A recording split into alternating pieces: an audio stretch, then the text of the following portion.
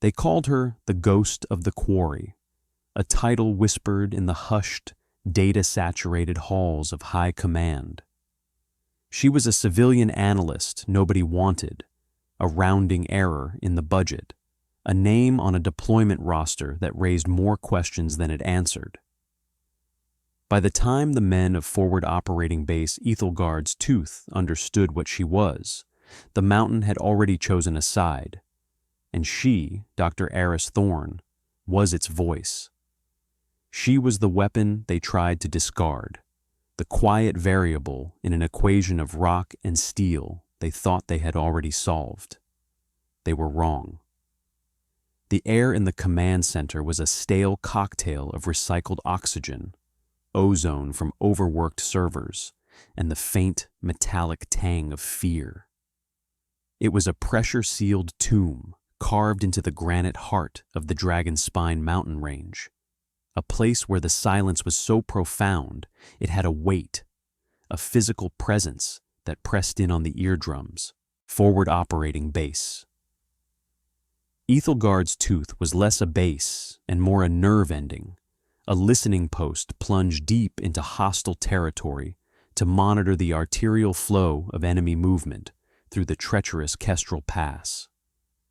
The walls, raw, unpolished rock veined with glittering quartz, wept a perpetual cold sweat, and the constant, low-frequency hum of the base's life support systems was the only thing that held the crushing silence of 1 billion tons of stone at bay. Every tremor, every groan of the ancient rock was a reminder of their precarious existence, entombed by choice in a place that felt like it was only waiting for an excuse to reclaim its stolen heart. In a darkened corner, away from the frantic energy of the central holographic tactical table, sat Dr. Eris Thorne. Her station was an island of esoteric data in a sea of conventional military intelligence. Where others saw troop movements and supply lines, she saw isostatic rebound and lithospheric stress fields.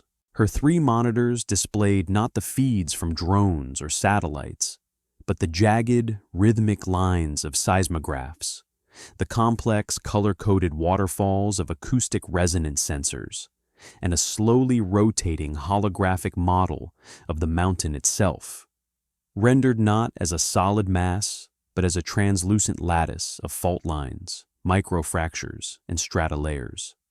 She wore simple gray fatigues, devoid of rank or insignia, her form slight and easily overlooked. Her focus was absolute, her fingers tracing a newly formed shear zone on the hologram, her brow furrowed in a concentration so deep it was a form of meditation. She was listening to the mountain, and its slow, deep speech was growing agitated. The harmonic frequencies were shifting, a subtle dissonance creeping into the deep geological hum she had spent weeks memorizing. It was the sound of a string being tightened to its breaking point.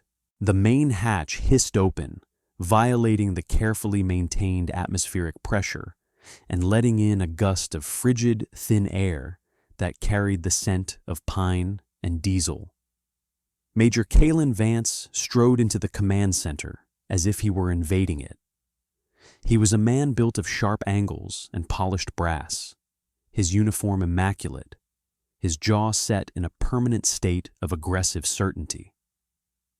He moved with the loud, purposeful confidence of a man who had never been told he was wrong, or at least had never listened. His presence was a percussive force, disrupting the tense quiet of the operations floor. His gaze swept the room, cataloging every detail, his eyes lingering on duty rosters and equipment statuses before, inevitably, and with a predictable curl of his lip, landing on Eris's secluded corner. He marched over, his boots striking the metal floor plates with authoritarian clicks. He stopped just behind her, intentionally placing himself in her peripheral vision, a tactic of intimidation, so textbook it was almost quaint. He surveyed her setup, his expression a mixture of contempt and bewilderment.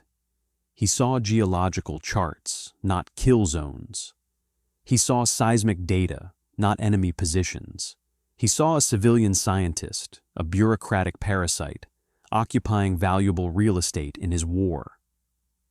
"Dr. Thorne," he began, his voice a blunt instrument designed to hammer, not persuade.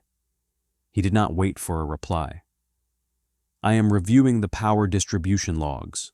Your station is drawing 17% of the command center's discretionary energy budget." "For what, precisely?" "So you can make colorful maps of rocks?" Eris did not turn. Her eyes remained fixed on the data stream pouring onto her central monitor. A new micro-tremor had just registered, originating from a position 3 kilometers north, deep within the mountain. It was too rhythmic, too intentional. It wasn't natural. "The rocks, Major, are the only thing keeping several million tons of granite from crushing this facility into a fine powder. Understanding their current state of integrity is, I believe, a prudent use of energy." Her voice was low and calm, a simple statement of fact delivered without inflection or emotion. It was the voice of a machine stating its output. Vance's jaw tightened. He was not a man who appreciated subtlety, and he interpreted her clinical response as insubordination. He stepped closer, leaning over her shoulder to point a thick finger at her screen. "This is a forward operating base, not a geological survey. I have hostiles massing on the far side of the pass, and my tactical network is experiencing intermittent signal degradation. I have my communications specialists running diagnostics, and they keep tracing the interference back to the anomalous energy signatures coming from your hobby station." He straightened up, crossing his arms. "Whatever arcane science experiment you are running, it is interfering with my ability to fight a war. I want it shut down, now." This time, Aris did turn her head slightly, her gaze finally meeting his. Her eyes were a pale, analytical gray, and they held no fear, no deference, only a quiet, unnerving assessment. "The signal degradation is not from my equipment, Major. It is from the mountain. The enemy is using low-frequency seismic induction to create a field of geologic noise. They are not jamming your signals. They are shaking the very medium your signals must pass through." She turned back to her screen, her attention already lost again to the incoming data. "The glitches are a symptom. The mountain is the disease. Or perhaps the weapon." Her dismissal, so total and unceremonious, was more galling to Vance than any shouted insult could have been.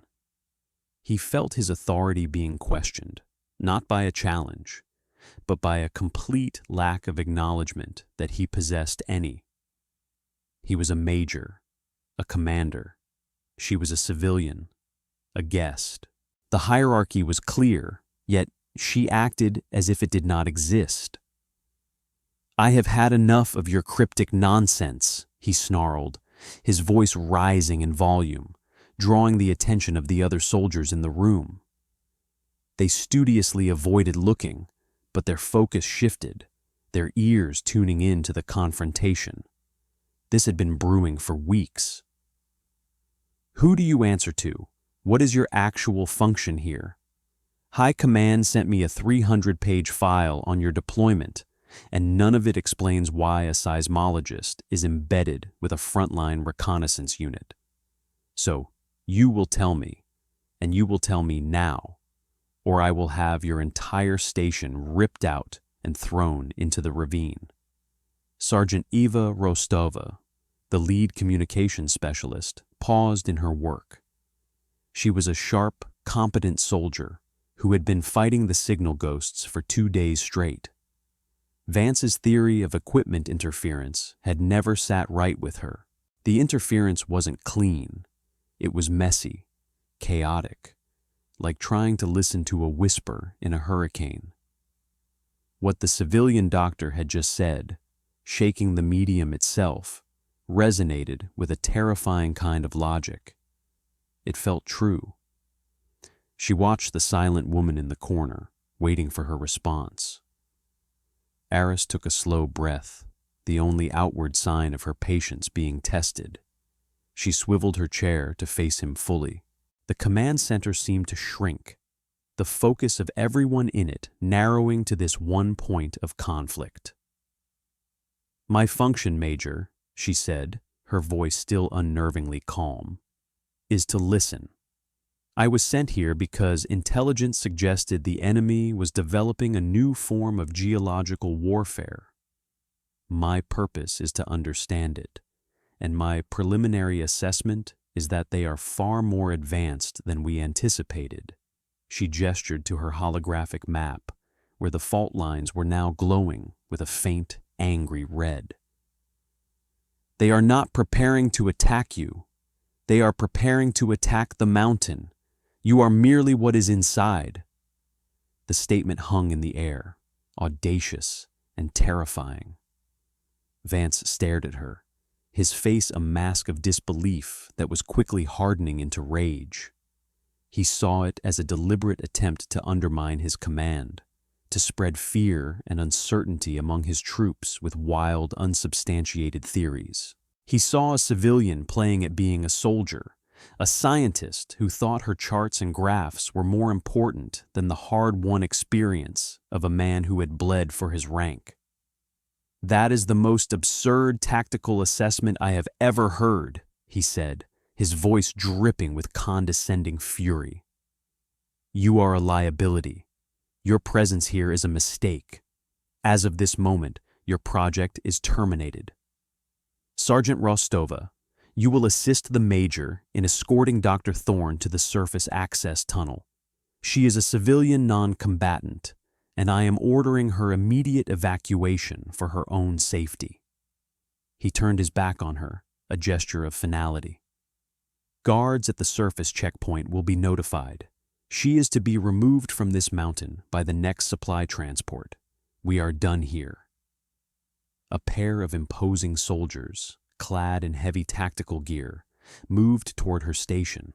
They looked uneasy, caught between the Major's direct order and the strange, unshakable confidence of the woman they were meant to remove. Eris did not protest. She did not argue or plead her case. She simply watched Major Vance walk away, her gray eyes following him with a clinical detachment, as if observing a predictable chemical reaction. She had presented the data. The conclusion was self-evident. His refusal to see it was not her failure, but his. And as the first deep, bone-jarring shudder rocked the foundations of the base, a tremor far stronger than any that had come before, she knew that his failure was about to become everyone's problem. The mountain had just begun to speak, and its opening statement was a scream. The world dissolved into a symphony of violence. A deafening roar, deeper and more primal than any explosion, ripped through the command center. It was not a sound that traveled through the air, but a concussion that traveled through the very rock beneath their feet. A shock wave that vibrated up through their bones and rattled their teeth in their skulls. The polished metal floor plates bucked and warped. The overhead lights flickered once, twice, and then died, plunging the room into an emergency red glow. A shower of granite dust and small rock fragments rained down from the ceiling, and one of the massive, unpolished stone walls developed a spider web of cracks that spread with an audible tearing sound. The holographic displays at Eris's station dissolved into a blizzard of static before shorting out with a sharp crackle of blue electricity. Panic was a contagion, and it spread instantly. Men who were trained to face enemy fire were suddenly helpless, their enemy not a soldier with a rifle, but the very ground they stood on. shouts and curses filled the red-lit darkness as soldiers scrambled for purchase on the heaving floor. Major Vance, thrown against the central tactical table, roared orders that were lost in the cacophony. "Status report. What was that? External impact? Get me a seismic reading." The irony of his last command was lost on him. He was trying to solve this problem the way he solved every problem, with protocol and aggression. "Damage control team, seal all sectors. I want a full perimeter sweep. All units, battle stations." His commands were textbook reactions to a conventional attack. They were also completely, catastrophically useless. There was no perimeter to sweep. The enemy was not outside the gates. The enemy was the gate, the walls, the foundation. His attempts to impose order on the chaos were like shouting at an earthquake. He was using a rule book written for a different reality. Another, more violent tremor struck, this one with a sickening lateral shearing motion. The entire command center seemed to lurch sideways. A bank of servers tore loose from its moorings and crashed to the floor with a multi-ton crunch of mangled metal and shattered silicon. Sergeant Rostova, clinging to her console, frantically tried to re-establish a connection to high command. "Comms are gone, sir," she yelled over the din, her voice tight with strain. "All channels are dead, not just jammed, it's pure white noise. The entire spectrum is flooded." "It is not white noise," a calm voice cut through the chaos. Every head that could turn did. In the blood-red emergency lighting, Eris Thorne stood beside her now darkened station. She was perfectly still, her feet planted slightly apart, her body moving with the motion of the rock like a sailor on the deck of a storm-tossed ship. While everyone else was reacting to the chaos, she was analyzing it. She held a small, handheld geological sensor, its screen providing the only other source of light in her corner, a cool green glow against the ambient red. Her face was a mask of intense concentration, her eyes scanning the device's readings. "It is a resonance cascade," she continued, her voice never rising, yet it commanded the room's attention more effectively than Vance's bellows. "They are not using a single large explosive. They are using dozens of smaller, precisely timed sonic charges drilled into key structural nodes within the mountain. They have found the mountain's resonant frequency, and they are pushing it into harmonic failure." She looked up from the sensor, her gaze sweeping over the terrified faces in the room. "They are not trying to blow a hole in the base. They are trying to liquefy the rock strata we are built on. They are ringing this mountain like a bell, and we are inside the clapper." Vance, his face smeared with dust, his uniform jacket torn, finally understood the scope of his miscalculation. His enemy was not a platoon of soldiers, but a team of engineers armed with physics. His authority, built on the predictable dynamics of conventional warfare, had evaporated in the face of this new, incomprehensible threat. He stared at Aris, his expression a mixture of fury and a dawning, terrifying respect. He had ordered this woman removed. He had called her a liability. And now, she was the only person in the room who seemed to have any idea what was happening. A third tremor, the most violent yet, slammed into them. A huge section of the ceiling collapsed, crushing a bank of empty workstations and sending a thick, choking cloud of dust through the chamber. The groaning of stressed rock was now constant, a death rattle from the mountain itself. The air was becoming thick, heavy. The life support systems were failing. They were being buried alive. In that moment of collective paralysis, as the reality of their tomb became undeniable, Eris moved. She did not seize command.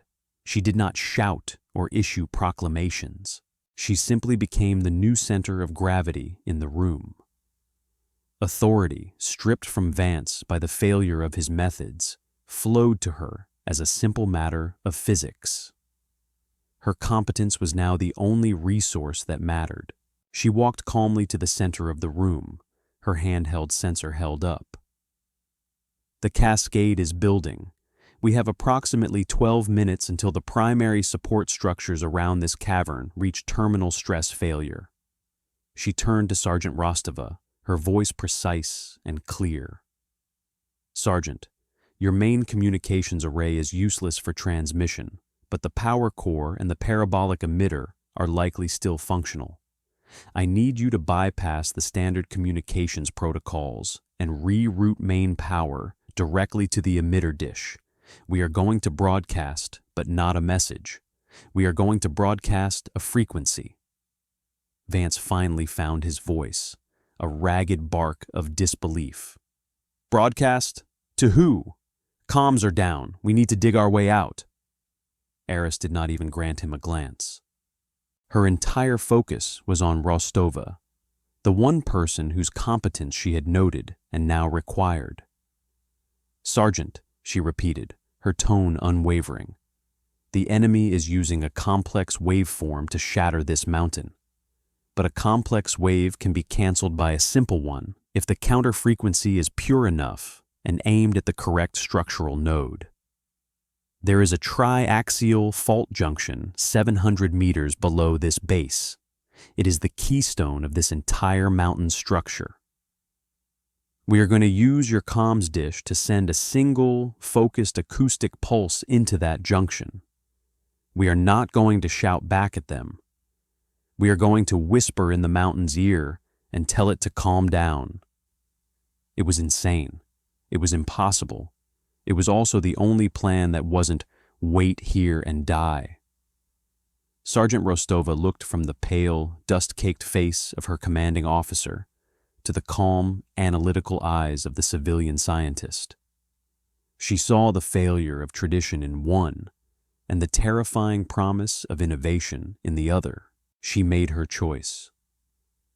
"What's the frequency, Doctor?" she asked, her voice firm.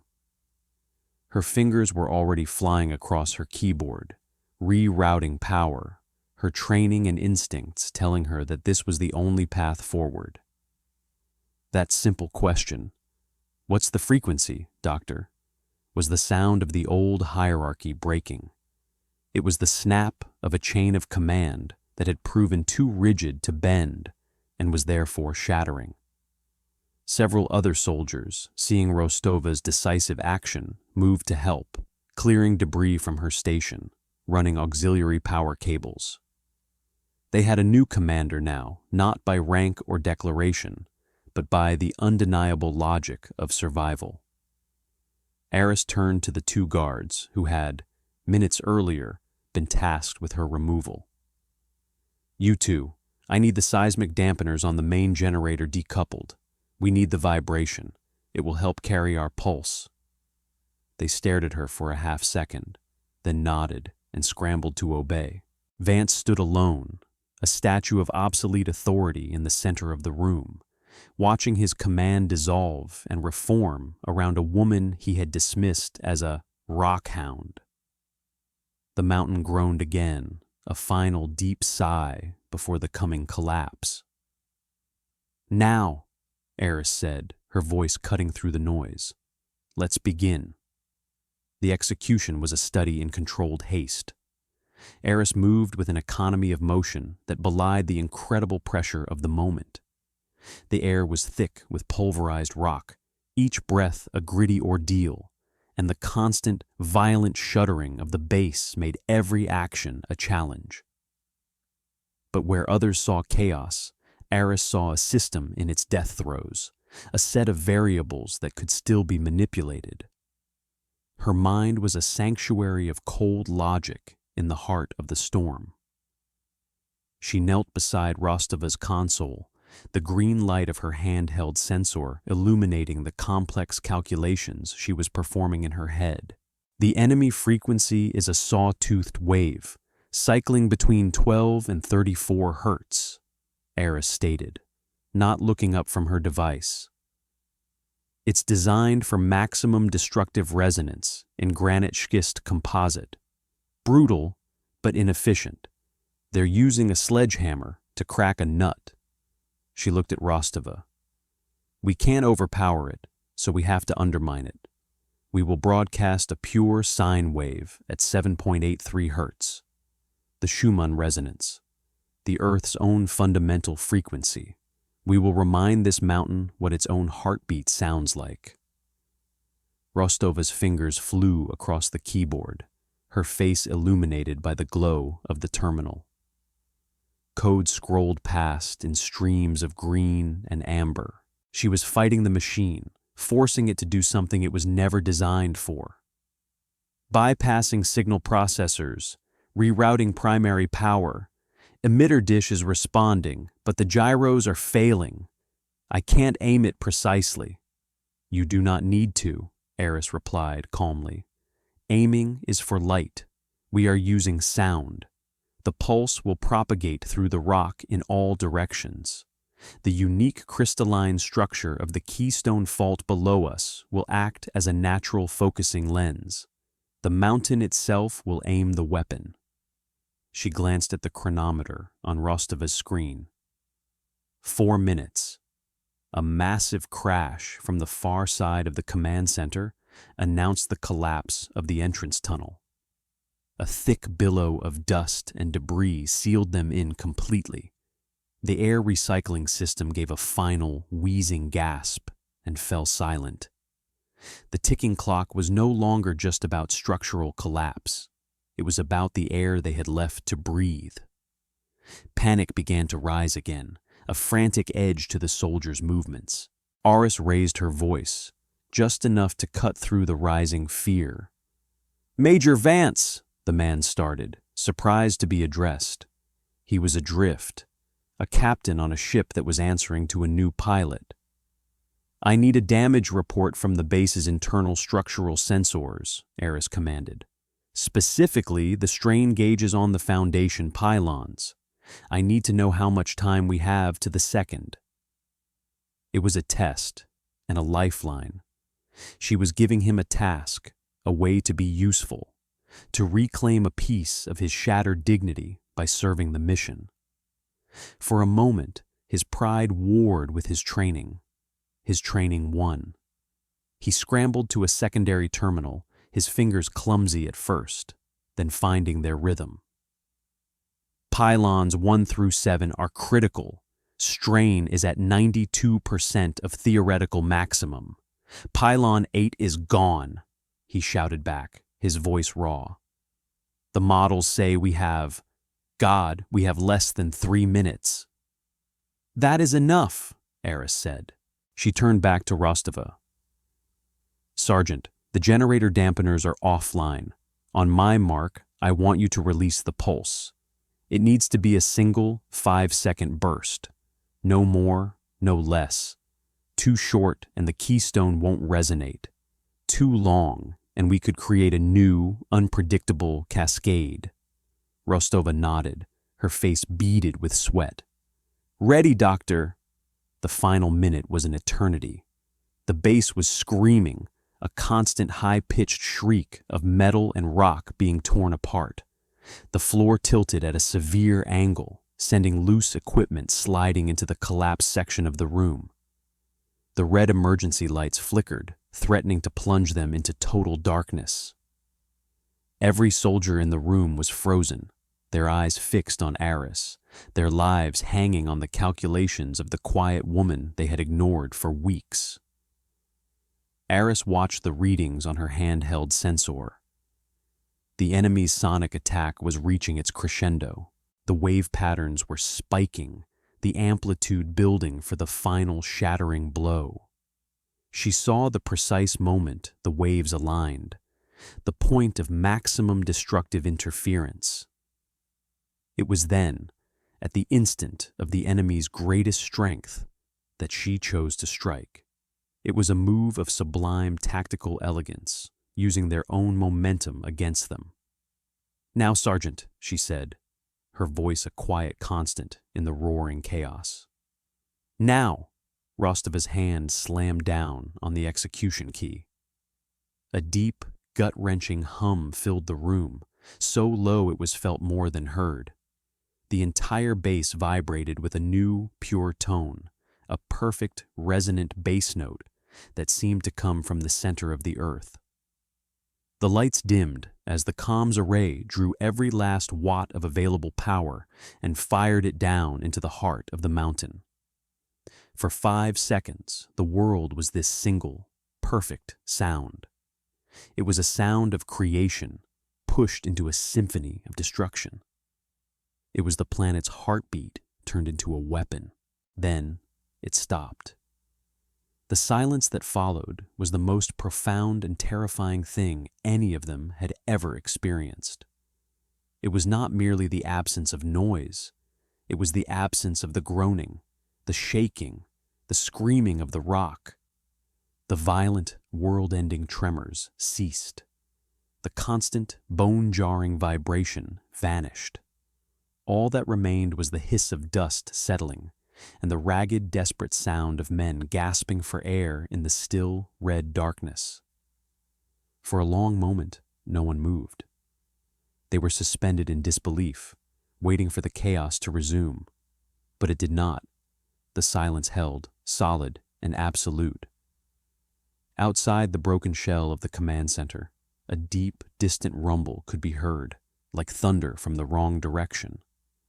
It was the sound of 1 billion tons of rock rearranging itself, a sound of a landslide not upon them, but miles away on the far side of the ridge. Eris stood unflinching, her eyes closed, as if listening to the mountain's new, calmer rhythm. She had not just saved them. She had performed a geological checkmate, using the enemy's own board, their own pieces, and a strategy so far beyond their comprehension that they would never even know what had defeated them. She had spoken the mountain's true language, and it had answered her call, shrugging off its attackers like a giant shaking off insects. Slowly, the auxiliary power systems kicked in, bypassing the fried main conduits. The emergency lights flickered from red to a harsh, sterile white. The sight they revealed was one of devastation. The command center was a ruin, but it was a stable ruin. They were alive. They were saved. Sergeant Rostova stared at her console, where a single, clear channel had suddenly opened up. A priority communique from high command, cutting through the static that had been impenetrable moments before. A green light blinked, insistent. She looked at Eris, her expression one of pure, unadulterated awe. "Doctor," she whispered, her voice trembling slightly, "there is an incoming message, Priority Alpha. It's from General Thorne himself." The name hung in the silent, dust-filled air, carrying with it the weight of ultimate authority.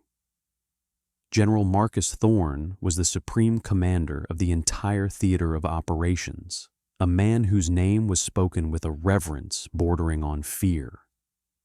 A direct call from him to a forward operating base was unheard of. Major Vance, his face a pale mask of shock and dawning horror, stumbled toward the comm station. This was his chance to salvage something from the wreckage of his command. He had to report, to frame the narrative, to explain the catastrophic failure and the impossible victory. He reached for the receiver, his hand shaking. "I'll take it," he croaked, trying to inject a note of authority into his voice that he no longer felt.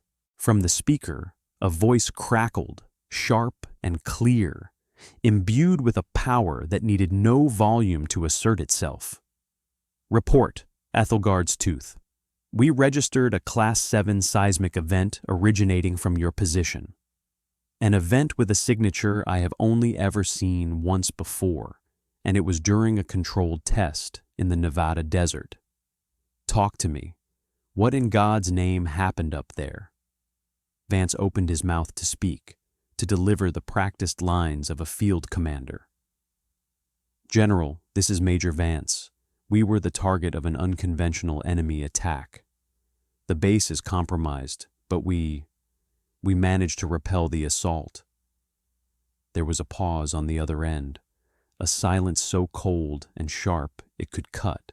Then the general's voice returned, stripped of all pleasantries. I am not talking to you, Major. Your command is, for all intents and purposes, suspended. I have been monitoring your base's internal comms chatter for the last hour through a back channel you were not aware of.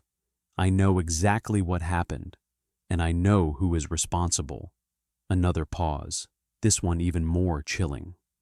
Put Dr. Eris Thorne on the line, now. The words were a death sentence for Kalen Vance's career. The blood drained from his face, leaving it a sickly, ashen gray. He froze, his hand hovering over the console, his entire worldview collapsing in on itself. He slowly, mechanically, turned his head to look at Eris.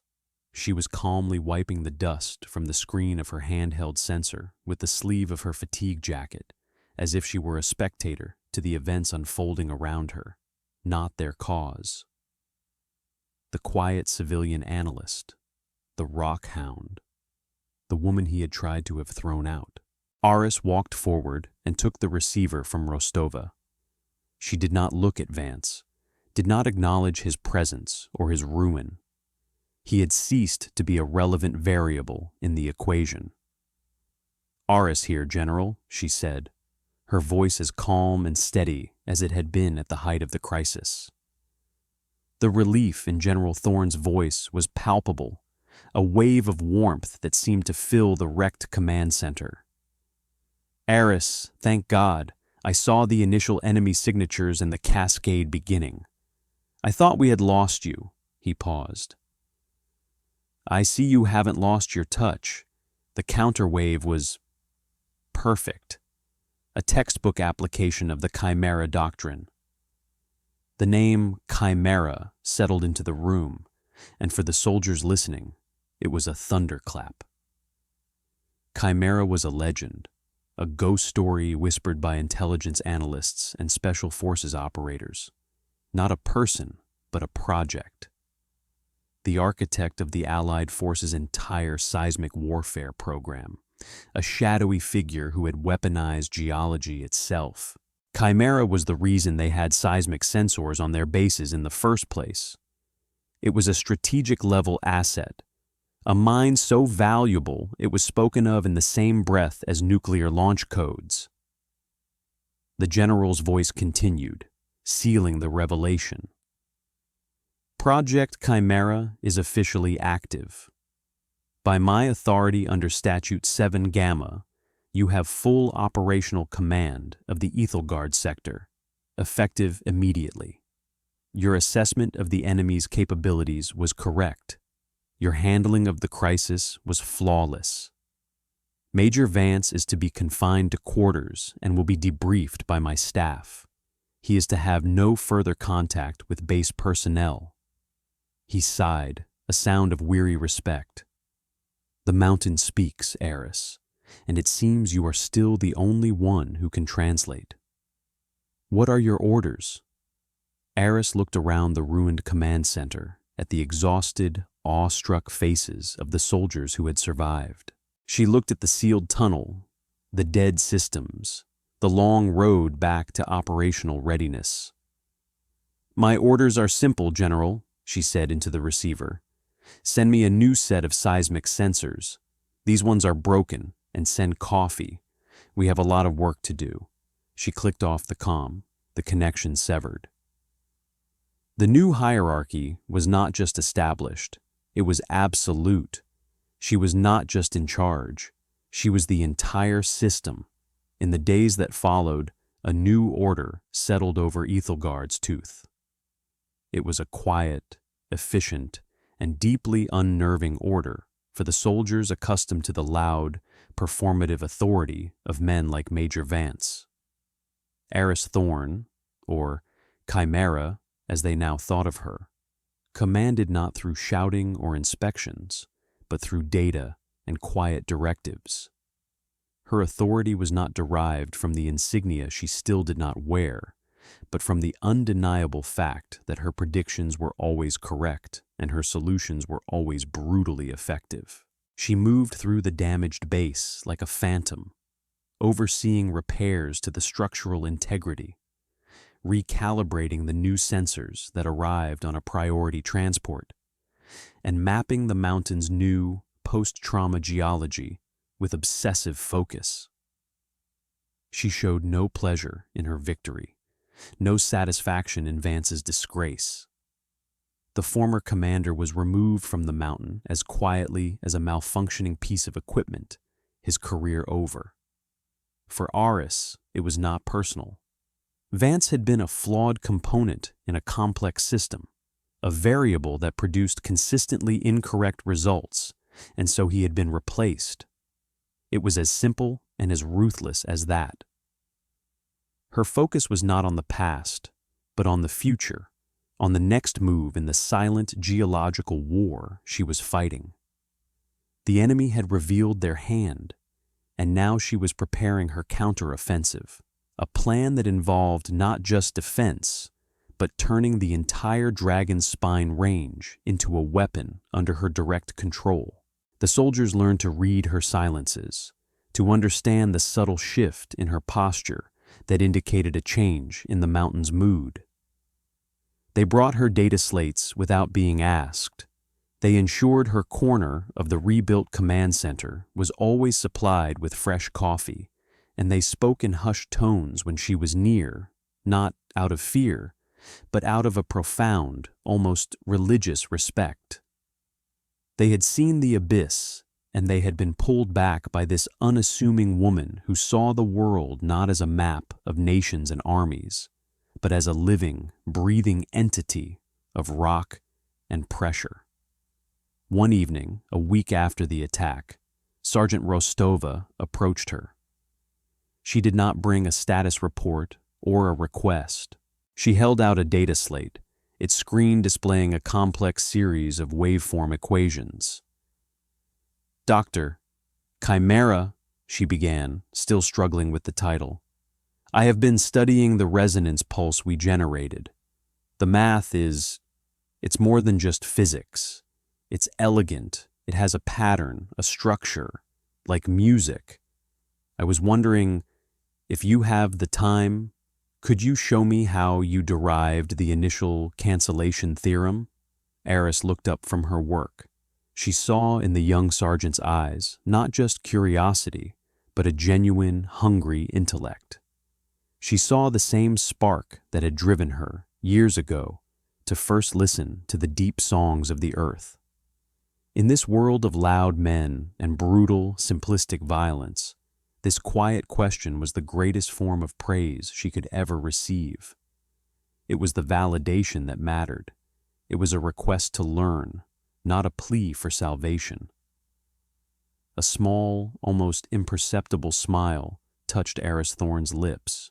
She took the data slate from Rostova's hand and gestured to the chair beside her. "Sit down, Sergeant," she said, her voice softer than they had ever heard it. "The first thing you need to understand is that the mountain was never silent.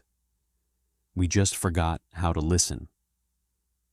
Her purpose fulfilled, Eris Thorn would eventually depart as quietly as she had arrived, leaving behind a rebuilt, impregnable fortress and a legend that would be told for generations. She left behind a new doctrine, a new way of understanding warfare, and in Sergeant Eva Rostova, a successor to carry on her work. The ghost of the quarry never sought glory or recognition. Her work was its own reward, the silent conversation with the tectonic plates, her only true communion. They had tried to kick her out, to eject the strange, quiet variable that did not fit their rigid system. They did so in ignorance, unaware that she was not just a guest within the mountain. She commanded it, And in the silent, deep places of the world, where the real power resides, her work and her watch continued.